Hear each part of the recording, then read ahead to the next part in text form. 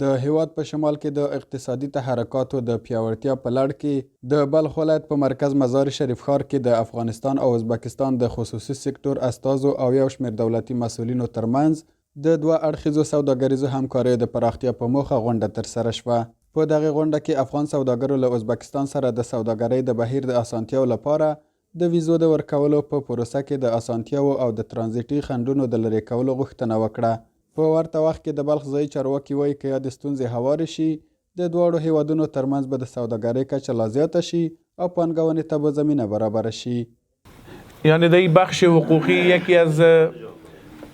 یکی از مشکلات اساسی است. بخش حقوقی که تاجر ما خود در ازبکستان مسئول نمیپندارد و نمیتواند با دل جمع و هوش و حواس مطمئن در ازبکستان سرمایه گذاری بکنه و یا آنجا خرید بکنه.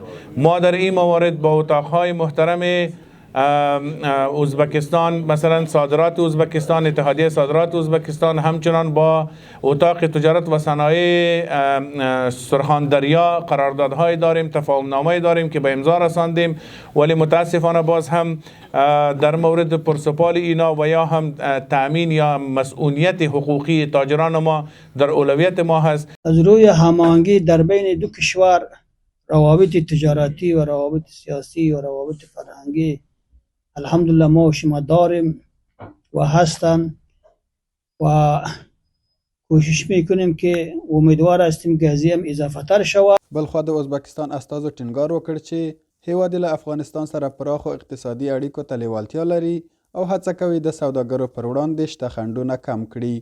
هغوی زیاته کړه ازبکستان چمتو دی چې د ترانزیت انرژي او کرنې په برخو کې له افغانستان سره همکاري پراخه کړي. در مورد میزه ما چند پیشنهادها با مرکز کردیم، چون که بعضی صلاحیت ها پیش خود ما نداریم، صلاحیت ها کم و بیش میشه. ما چند پیشنهاد به مرکز دادیم، انشالله کریم حل شده نیست. Savdo Sanat Palatası rahbari o'rinbosari tomonidan ikkita masala ko'tarildi. Birinchisi viza masalasi, ikkinchi masala bu qarzdorlik masalasi. Bu ikkita masalani ham endi bizni vakolatimiz doirasida emas, buni ham tegishli idoralarga biz bu takliflarni ham yetkazamiz. Buni alohida ta'kidlamoqchiman. Fursatdan foydalanib mana biz 30 ga yaqin sirdaryolik tadbirkorlar bilan tashrif buyurganmiz.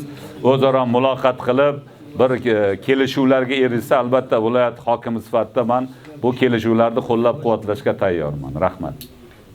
البته معاون اول اتاق تجارت ولایت بلخ محترم هارون رشید دو پیشنهاد را پیش بردن، یعنی موضوعات ویزا و موضوعات مخروزیت.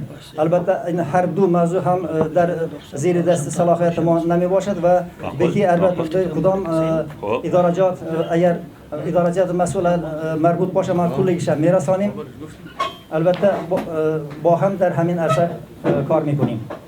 افغان سوداګر باور لري چې د خصوصي سکتور ترمنځ نږدې همکاري کولای شي د سیمې په کچه سوداګریزې اړیکې پیاوړې او اقتصادي ثبات ته زمینه برابره کړي. دوی همداراز له ازبکستاني سوداګرو وغوښتل چې افغانستان کې پانګونې وکړي او د سوداګرۍ په برخه کې له افغان سوداګرو سره تجربه شریکې کړي. حضرات سکتور خصوصی و یک تاجر تقاضا میکنیم بین ما سرمایه گذاری های مشترک کنیم. امروز شرایط سرمایه گذاری از هر روز که بیشتر در افغانستان مساعد است، از سرمایه گذاری های خرد و کوچک تا سرمایه گذاری های بسیار بزرگ.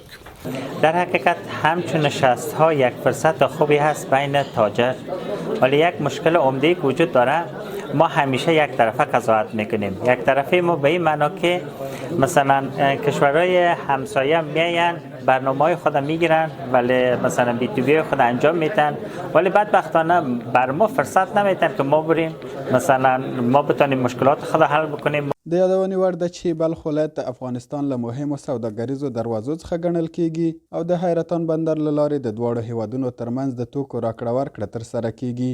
د ازبکستاني چارواکو د معلوماتو له مخې په 2015 کال کې د دواړو هیوادونو د سوداګرۍ کچه 140 میلیونه ډالرو ته رسیدلې او هڅه کوي چې روان کال دغه کچه لا زیاته کړي.